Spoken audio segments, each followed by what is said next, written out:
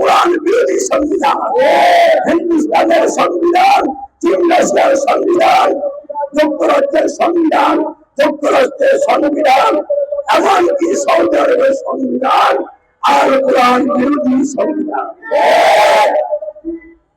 তো বাংলাদেশ সহ পৃথিবীর বিভিন্ন রাষ্ট্রে আর কোরআন বিরোধী সংবিধান প্রতিষ্ঠিত থাকায় মানুষ আল্লাহর সার্বভৌমত্ব আইন বিধান কর্তৃত্বের পরিবর্তে মানুষের সার্বভৌমত্ব আইন বিধান কর্তৃত্বের অধীনে বন্দী হয়ে গেছে। মানুষ আল্লাহর দাসত্ব আইনে আনুগত্যের পরিবর্তে মানুষের দাসত্ব এবং মানুষের আইনে আনুগত্যের অধীনে বন্দী হয়ে আছে।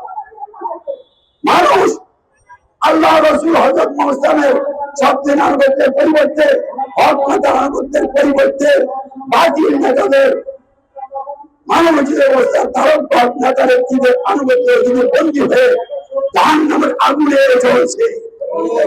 আর দুনিয়ার জীবনে অশান্তির আগুন জ্বলছে। সামনে ভাব আজান গজব মাথার উপরে ঘুরছে। যে কোনো সময় ভাব রূপ দিয়ে সমাজের হস্তে মানুষের জীবনে অবতীর্ণ হয়ে যাবে।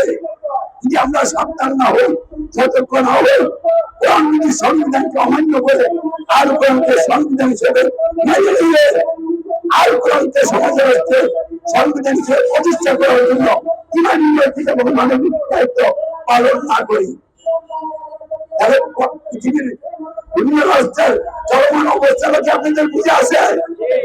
অবস্থা কি ভালো না খারাপ? খুবই খারাপ। কাজে ভারত পৃথিবীর বিভিন্ন দেশে মুসলিম পরিচয় যারা দেয়, মুসলিম পরিচয় বসবাসকারী এই নিরীহ জনগণের উপরে নির্যাতন হচ্ছে।